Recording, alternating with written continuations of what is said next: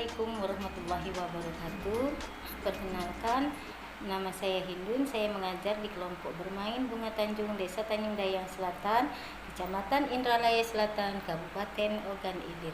Baiklah, di sini saya akan mempresentasikan tentang modul 1 tentang ikhtisar pengasuhan penuh kesadaran dan kasih sayang atau disingkat dengan P2K2S. Baiklah, untuk mengawali pagi hari kita pada hari ini, marilah sama-sama kita mengucapkan basmalah. Bismillahirrahmanirrahim. Baiklah Bapak Ibu semuanya, di modul 1 ini kita akan berbicara tentang ikhtisar pengasuhan penuh kesadaran dan kasih sayang. Nah, di sini kita akan sama-sama bikin yel-yel dulu ya. Di situ ketika saya menyebutkan P2K2S, maka kita lakukan dengan gerakan. Kita belajar dulu ya. Kita mulai. P2K2S. Pengasuhan penuh kesadaran dan kasih sayang. Oke, bisa ibu-ibu semuanya? Yuk kita ulangi ya. P2K2S. Pengasuhan penuh kesadaran dan kasih sayang. Baiklah Bapak Ibu semuanya, di modul 1 ini kita akan membahas tentang yaitu 1. Hakikat pengasuhan, kemudian hakikat pengasuhan penuh kesadaran dan kasih sayang atau disingkat dengan P2K2S, kemudian urgensi dan manfaat pengasuhan penuh kesadaran dan kasih sayang, dan keterampilan-keterampilan pengasuhan penuh kesadaran dan kasih sayang.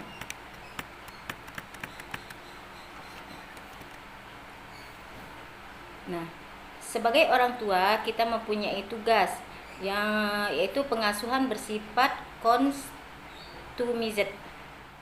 Terkait dengan judul di atas, materi kita pada hari ini kita akan membahas tentang hakikat pengasuhan, hakikat pengasuhan penuh kesadaran dan kasih sayang atau disingkat P2K2S, urgensi dan manfaat pengasuhan penuh kesadaran dan kasih sayang, kemudian keterampilan pengasuhan penuh kesadaran dan kasih sayang. Nah, kita sebagai orang tua itu mempunyai tugas utama, yaitu tugas orang tua itu adalah yang pertama penuh tantangan, penuh tuntutan, penuh tekanan. Tugas menjadi orang tua itu pertama penuh tantangan, kedua penuh tuntutan, yang ketiga penuh tekanan, yaitu pengasuhan itu bersifat customized. Lanjut ya. Pengasuhan itu kadang bersifat menyenangkan, membahagiakan, membanggakan, bahkan memuaskan ketika kita menjalaninya dengan penuh kesadaran dan kasih sayang. Tetapi pengasuhan juga akan terasa rumit, melelahkan, mengesalkan, dan bahkan menimbulkan stres ketika kita dalam masalah. Ketika anak melakukan perilaku yang diharapkan dengan penuh kesadaran dan cinta, maka akan timbul pengasuhan yang kita lakukan terhadap anak itu. Kadang kita menjalani dengan rasa yang menyenangkan, membahagiakan, membanggakan, bahkan memuaskan. Tetapi ada juga ketika kita dalam masalah, maka pengasuhan yang kita lakukan terhadap anak itu akan terasa rumit, melelahkan, mengesahkan, bahkan menimbulkan stres. Tentu Bapak Ibu pernah mengalami hal-hal yang demikian ya. Kemudian kita lanjut. Nah, ketika anak melakukan perilaku yang diharapkan, misalnya ketika anak melakukan apa yang kita inginkan, mereka akan merasa bangga ketika kita akan memberikan penghargaan terhadap mereka. Penghargaan itu bukan berupa benda ataupun berupa barang, tetapi kita bisa melakukan pujian itu dengan kata-kata, misalnya anak ibu hebat, anak yang pintar, anak soleh dan soleha, gitu dong, anak mama papa hebat, dan puji-pujian lainnya yang bisa menyemangati anak sehingga anak lebih bersemangat lagi untuk melakukan hal-hal yang kita inginkan tanpa memaksakan kehendak terhadap anak tersebut. Kemudian situasi pengasuhan, anak melakukan perilaku yang tidak diharapkan. Nah, perilaku yang kita tidak diharapkan terhadap anak ini membuat kita kadang merasa marah, merasa pusing, merasa stres, karena ketika misalnya anak kita suruh belajar, tetapi anak tersebut tidak melakukan apa yang kita inginkan, kita sebagai orang tua kadang emosinya meningkat dan marah terhadap anak. Kemudian kita teriak, kadang kesel, kadang bingung harus apa yang dilakukan supaya anak itu menurut kepada kita. Nah, hakikat pengasuhan diserahkan kepada ibu? Tidak. Pengasuhan itu tidak hanya ibu yang mengasuh anak, tetapi semua orang yang ada di dalam rumah itu terlibat dalam mengasuh anak-anak, khususnya ibu dan ayah. Ibu dan ayah itu berperan sangat penting untuk mengasuh dan mendidik anak-anak. Kalau di sekolah itu adalah tanggung jawab guru, tetapi kalau di rumah adalah tanggung jawab orang tua. Dan kemudian dalam mengasuh itu adalah perlu kerjasama yang baik antara orang tua dan antara ayah dan ibu.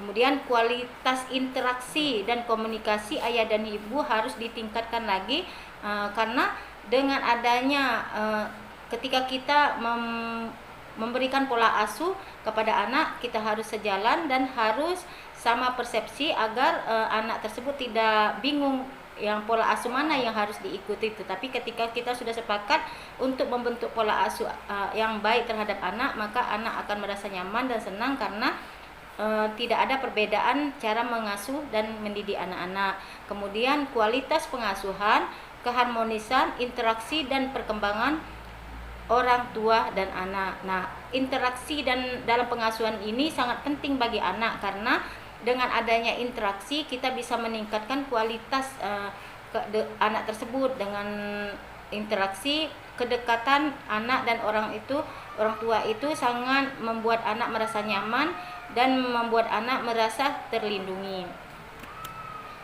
Kemudian pengasuhan adalah proses interaksi timbal balik resiproka yang berkelanjutan antara orang tua dan anak, yaitu perawatan, bimbingan, dan pendidikan. Komunikasi dan interaksi ayah dan ibu, perlakuan ayah dan ibu, dan respon anak. Nah, perlakuan yang baik ataupun tidak baik yang dilakukan oleh ayah dan ibu sangat berpengaruh kepada anak. Ketika orang tua melakukan respon yang tidak baik terhadap anak, misalnya dengan marah, nah itu efeknya akan berimbas kepada anak. Tetapi ketika orang tua memberikan pengasuhan positif, mengasuh dengan penuh kasih sayang, maka respon juga sangat mempengaruhi anak tersebut. Dalam mengasuh anak, orang tua dituntut untuk memenuhi kebutuhan anak sekaligus memenuhi kebutuhan dirinya dengan tetap menjaga keharmonisan pernikahan, keluarga, pekerjaan, dan hubungan sosial yang lebih luas. Jadi, dalam mengasuh anak itu peran utama keluarga itu sangat penting. Ketika orang tua dalam masalah, misalnya ketika orang tuanya lagi berantem dengan istri atau suaminya, itu akan menyebabkan psikologis anak akan terganggu. Jadi keharmonisan di dalam keluarga itu sangat penting dan sangat berpengaruh besar dalam diri anak. Nah, jadi dalam keluarga itu mengasuh dan membesarkan anak dengan baik, merawat diri sendiri dengan baik. Jadi antara orang tua dan anak dan juga lingkungan keluarga itu sangat mendukung untuk pertumbuhan di dalam diri anak. Kemudian esensi pengasuhan bukan hasil yang ditunjukkan anak, bukan pencapaian yang dari orang tua. Bagaimana cara upaya orang tua dalam bentuk kesadaran, faktor internal pada anak dan lingkungan sosial lainnya. Kemudian praktik pengasuhan penuh kesadaran melibatkan kesadaran, pengamatan, dan penggambaran pengalaman dan perilaku dengan cara yang tidak menghakimi.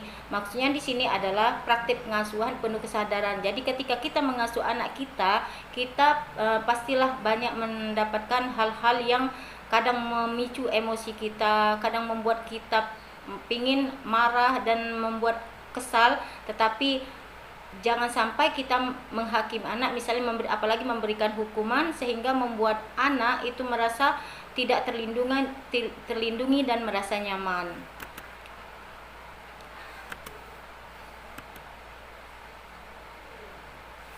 Pengasuhan penuh kesadaran dan kasih sayang P2K2S itu adalah memberi perhatian dengan cara tertentu, dengan sengaja, pada saat ini, dan tanpa menghakimi. Kesadaran yang muncul melalui perhatian dengan sengaja pada saat sekarang dan tanpa menghakimi pengalaman yang sedang berlangsung waktu demi waktu. Dalam mempraktikkan kasih sayang dalam pengasuhan, kita dapat menggunakan 3 upaya secara utuh, yaitu bersikap hangat dan pengertian terhadap diri kita sendiri ketika kita menderita, gagal atau merasa tidak mampu mengasuh anak dibandingkan mengabaikan rasa terluka atau mencela diri sendiri dengan kritik. Kemudian mengakui bahwa penderitaan dan ketidakmampuan dalam pengasuhan adalah bagian dari pengalaman semua manusia.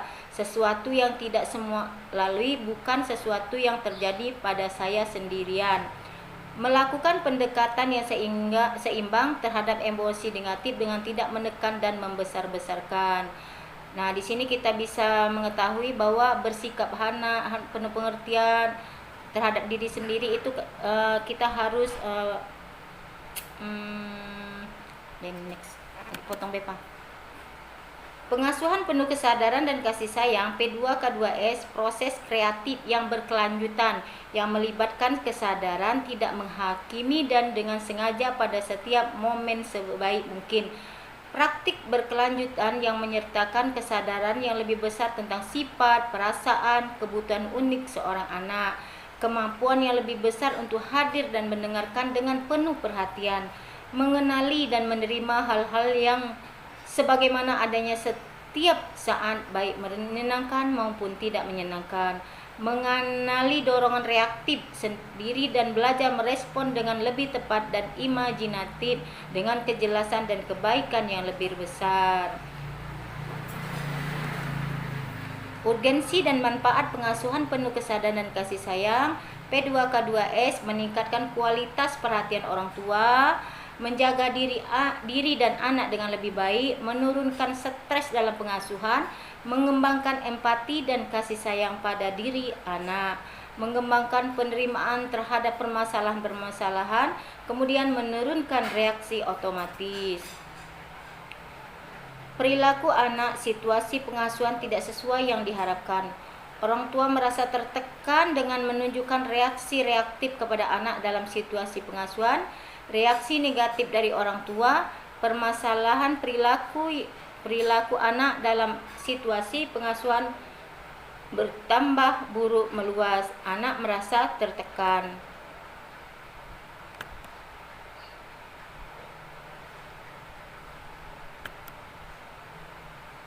Keterampilan pengasuhan penuh kesadaran dan kasih sayang P2K2S yaitu mendengarkan dengan penuh perhatian, penerimaan diri dan anak tanpa penghakiman, kesadaran akan emosi diri dan anak, regulasi diri dalam relasi pengasuhan.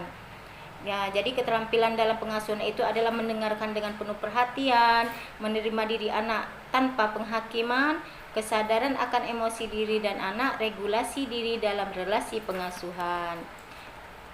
Kemudian jadi jika kita tidak mengubah masalah, setidaknya kita dapat mengendalikan hubungan kita dalam masalah dengan cara merawat diri sendiri dan mempraktekkan pengasuhan penuh kesadaran dan kasih sayang, yaitu P2K2S. Baiklah, terima kasih atas waktunya.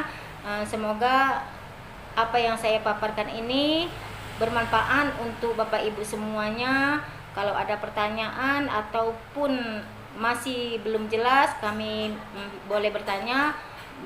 Jadi saya akhiri dengan wabillahi taufiq wal hidayah. Wassalamualaikum warahmatullahi wabarakatuh. Baiklah Bapak Ibu, sebelum kita akhiri, di sini kita berefleksi sebentar. Di sini ada tugas, boleh Bapak Ibu catat di selembar kertas tentang pengalaman pengasuhan yang pernah terjadi, berdasarkan pengalaman Bapak Ibu.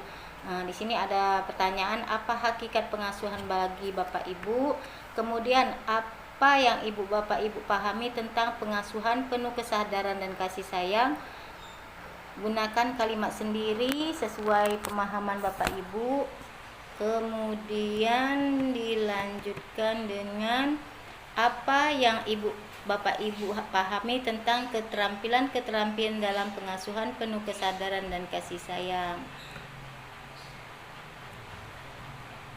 Kemudian setelah menyimak paparan tadi, Bapak Ibu bisa menerapkan pengasuhan penuh kesadaran dan kasih sayang dalam praktik pengasuhan tersebut.